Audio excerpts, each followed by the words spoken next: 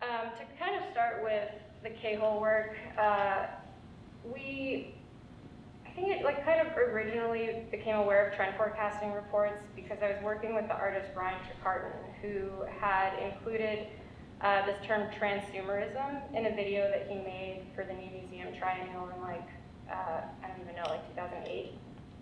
And found that term really interesting. It was this neologism centered around transit and consumption. It's not that genius, it's just two words smashed together.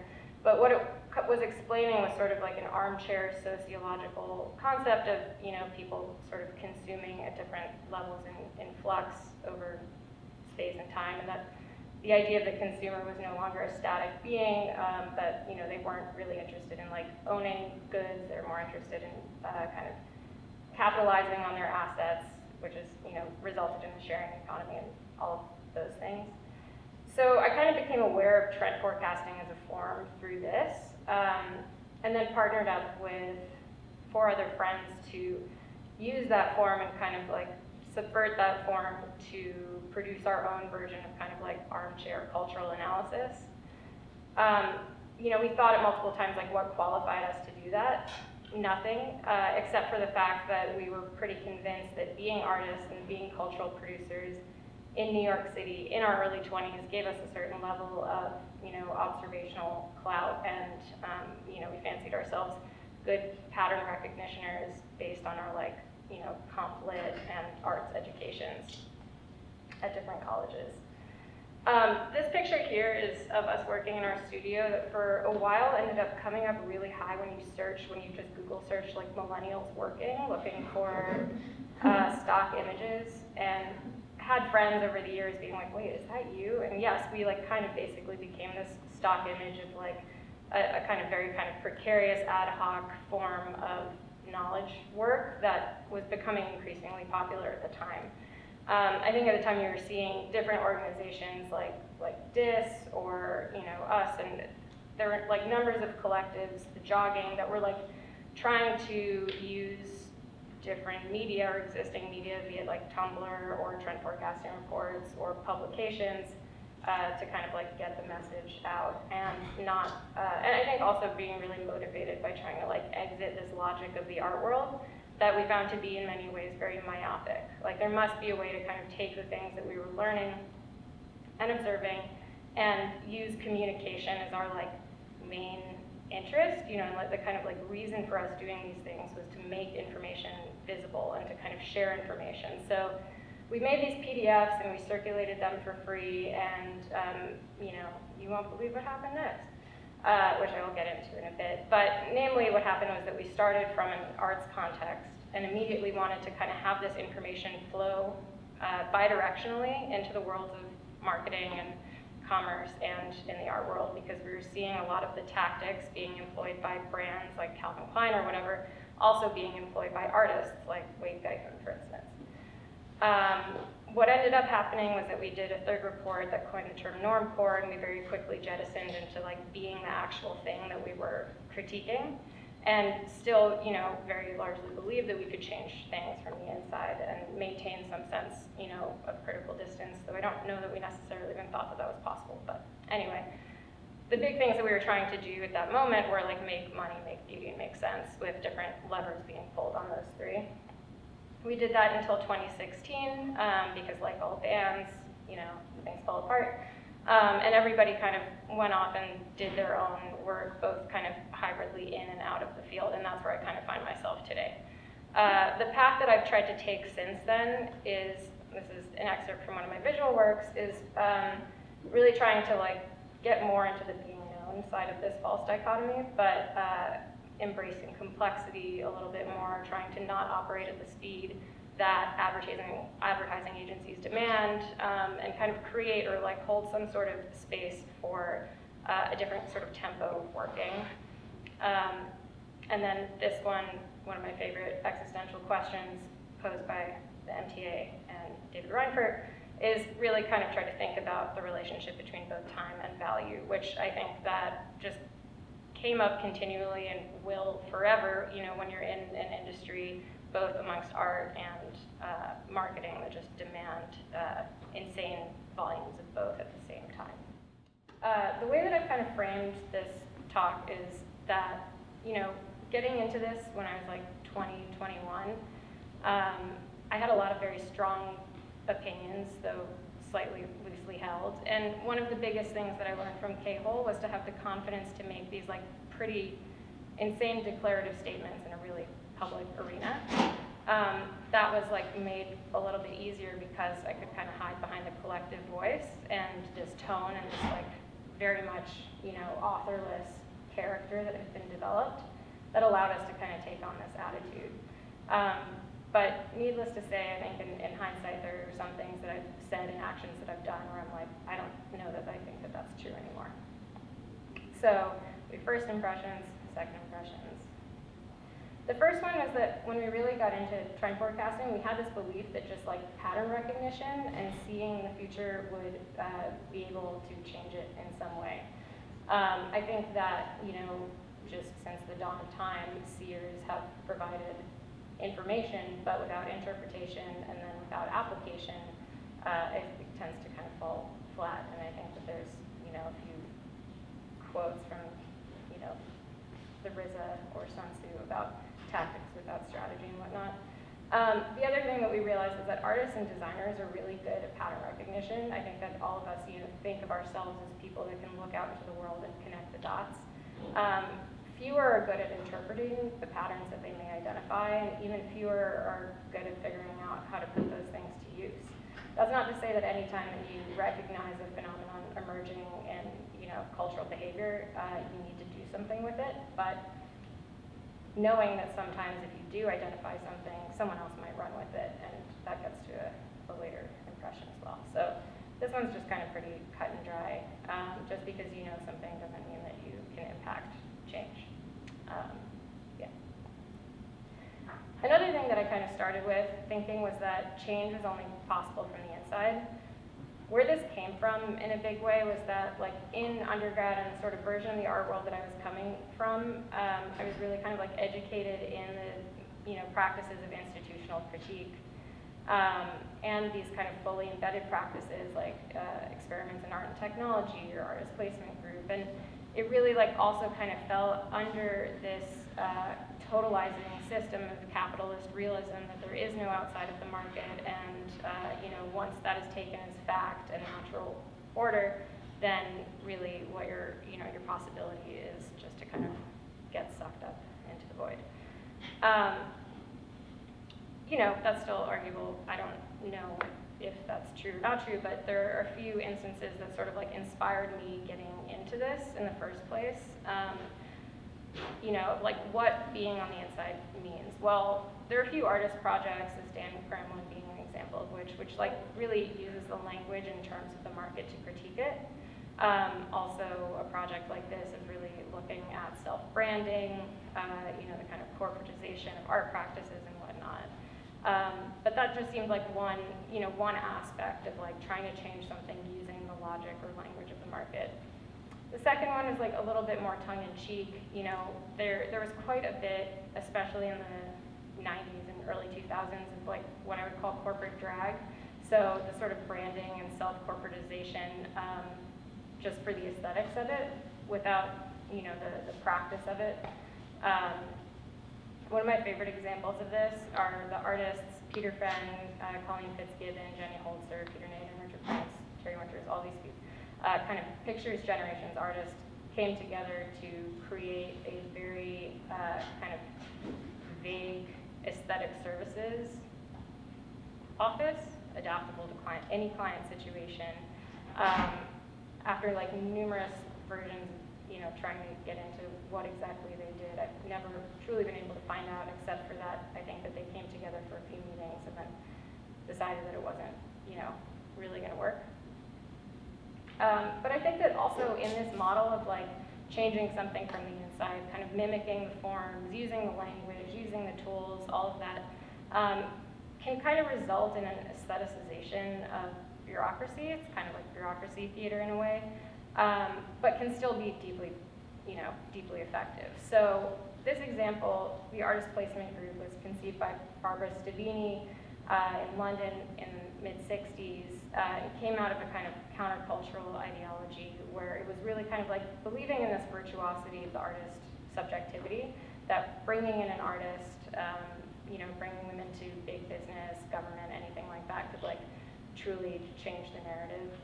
I think that there are windows of time when these things can exist, but I think that there's a huge difference between what could happen in 1965 and what could happen today. Like this was sort of the model of the artist as an incidental person is the term that they used to refer to an artist in this context. And the artist was valuable not only for their like kind of creative subjectivity and perspective, but also because of their independence from the institution and their like third party, functioning within it.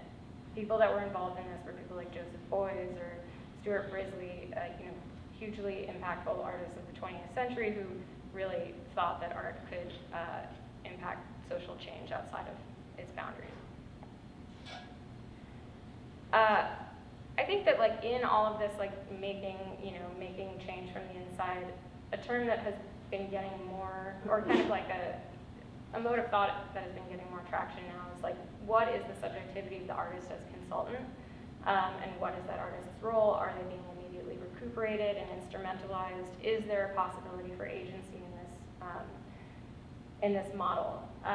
There's a quote from this Elvia Wilk essay about the artist as consultant that I found really interesting, which is like, in more than one outcome, the artist in consultants became a non-critical functionary, or as someone else refers to them, like a fledgling technocrat, engaged in the production of novelty spectacle. So quite a few people have argued that this Pepsi Cola pavilion in the 1970s Osaka Expo was basically, just adding to the spectacle, and like, where is the criticality? And I think that this is something that just keeps coming up in this like, institutional critique within not arts institutions, but corporations. It's just like, where is the critique happening? Where is the friction being placed? Where are these moments that, moments of grace, or just anything really where you can kind of stop the tempo and the speed and the kind of like forward hurdling of a project, sort of stop and consider, which I do feel like designers, artists do have the power to do, but it's a lot of work, I guess. There's this really good drag that Lawrence Weiner made in relation to anything, which is just kind of like, in the hindsight, the desire to turn cottage industries into pseudo-corporate structures is the revenge of the middle class. Like, okay, well, these things that, if they're not temporary and they kind of become, hardened institutions, what exactly makes them any different from the thing that they're aiming to critique? And that's kind of, this quote, I'd say, applied to K-hole in a lot of ways, which I think kind of fed to the choice to move on. It's like, okay, well, we're fully recuperated. What do we do now? I think that one sort of like alternative to, can you change things from the inside, is that there are different grades that exist within that. This, is from this collection of essays edited by Marcia Young that kind of identifies what she terms as embedded practices as being autonomous, self-initiated, and kind of, being adjacent to. And I think that this really becomes critical when thinking about where you exist in relation to an inside or outside of an organization, is like, who came up with the, initial thought? Who at least can kind of like own the intention of the organization? I find that to be quite important, and something that I've like in various instances come up to the thresholds when certain choices can only be made by an external group. Like certain kind of critical ideas will never naturally merge within an organization that's based on a certain level of consensus or hierarchies and whatnot. This is from like a campaign that we did with the New Museum for the triennial back in 2015. Something that was really interesting here was that the museum wanted to engage K-hole as an artist commission, because that's basically what their funding structure was. And we had said that we would only want to be included as a client services organization and take over an existing element of the machinations of exhibition. production. So we were like, let's be your ad agency, let's create these like ad-like objects, and let's get your ad-like money. Because just the valuing and the amount that they're willing to spend for commissioning artwork was like pretty, you know, it's short of offensive. I think you'll find that anything that is an artist honorarium is like not good. So we were trying to sort of like get more money for our work, but also to sort of question like what we're being valued as, because ultimately the artist's work traditionally would be put on the advertisements anyway. So where does that line get drawn? And I did really like appreciate their embrace of us pushing some of these taglines pretty far. There was another one that just said hatred of capitalism, another one that said everybody dies in the end. But we were also very like subjected to meetings with the marketing team and had to kind of answer to them as a client. And what this project particularly made very visible was like the clear delineations of, oh, you are artist, oh, you are client services. And those are things that an organization might not necessarily tell you are limits, and you don't really understand that those are limits until you hit up against them. That's been my experience. So, boring from within, this is just an individual artwork of mine. Good tactic, working on it, don't know. But what we do know is that you can't really wait for an ideal situation. You can't wait for a tool without blood on it. This is Joseph Boy's quote, also who was involved in APG. You know, it's like the situation that I found at least is that it's like this compromised tool can be made to serve, you know, any interest. It can't work for everything, but it can work for some things, and sometimes life's, you know, YOLO, just work with what you have. So my second impression here is that, you know, change is possible on the inside, but quite often the tools are compromised. Quite often things get recuperated, and you need to plan for that if you're trying to sort of create a critical work. And then the other thing, which is that, you know, change can also happen externally. We've seen this, you know, in multiple levels through collective action or global pandemics or just any of these things that result in change because of external market pressures or like actual crisis. You know, there might be a third impression that this is where I'm at today. So, third one here is that when utilizing popular forms, meaning can only be communicated on a single level. The subtext to this is the approach that like audiences are dumb and they can only get one message at a time. This is like what, you know, the amount of times that I've been told to dumb things down in my work is unfortunate. And my response would be that you should actually value the intelligence or like believe in the intelligence of the people that you're speaking to, because the golden rule, whatever. And there's like some extremely good examples of how, and this goes without saying in 2022, like we know with like QAnon and conspiracy theories that like one image can say many, many different things to many different people. But they're great examples of how this has happened in art. So there's this one project that this artist Mel Chin coordinated called the Gala Committee, which was this kind of coalition of students between UGA and CalArts and people in LACMA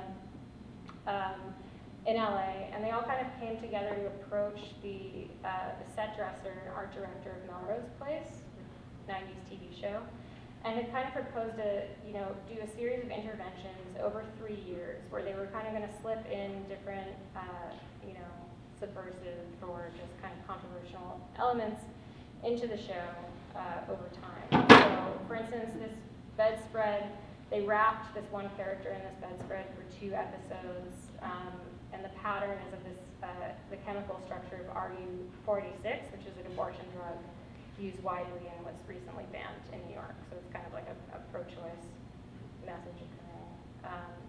You know, who is this image legible to? It's, you know, it's people in the know after the fact, or it's people that watch it in real time and are like, what is that? And look deeper into it. They also like basically staged exhibitions within the show, and I think what was really interesting about this to me was just like the acknowledgement that like, yeah, television hugely, you know, this is pre-social media, is thought of as only being able to deliver one message unless you're like really going into subliminal messaging. But it can be a platform and it can be a medium him to reach different kinds of audiences. So this was like, another example is that they printed these Chinese takeout bags with messages that were critical of Chinese government at the time, saying like access human rights and turmoil and things like that. Another example of this that I'm proud of her for this one, was that Grimes was getting paparazzi'd, and her way of kind of countering that was utilizing the mechanism of paparazzi photography to just create her own image, which did really like troll bait all of these headlines, like, oh my God, Grimes married to the richest man in the world, communist. But on the deeper level, it's like she was also kind of playing into these tropes of celebrities reading books, and there were like a lot of kind of trolly aspects to it, but what I do find interesting here is just kind of the redirection of the lens and intention of any such work. The other thing that I've been thinking quite a bit about in my own work is the sort of power object as it exists in a cultural imaginary. So Big Mouth Billy Bass, I think we all know him. He's very present in The Sopranos, or Simpsons episodes, all of our uncles had one. But I think that like you have these objects that everybody takes their personal associations with, and you really kind of can use that and like kind of harness that power of the collective knowledge of what this thing is, and then kind of open its mouth and use it as a voice for sort of like a critical monologue of, in this case, they were delivering monologues about like intergenerational subjectivities.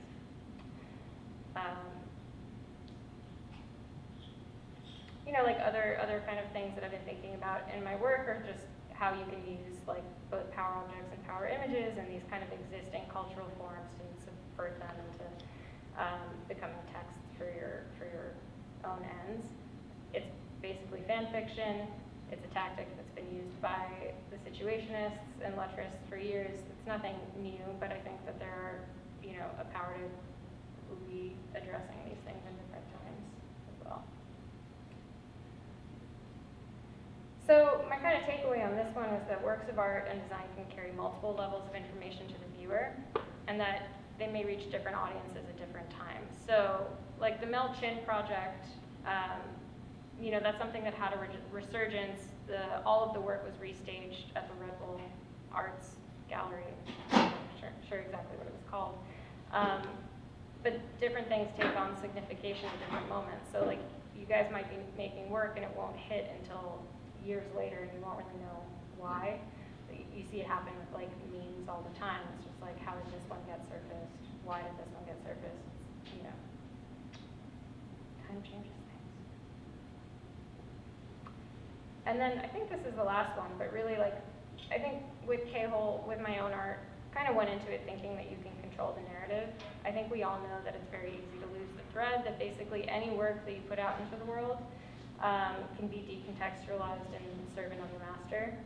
I really like this poster for the artist placement group because context is half of the work. In the way that was kind of brought forth in their practice is that they were thinking that, putting the artists within different contexts, obviously it means the same thing for an image. We've seen this happen with Pepe the Frog, we saw it happen with Normcore. It just happens every day, and that really, you might make a work that is, in some ways critiquing some system of power, and then all of a sudden it ends up being recuperated by it for other means.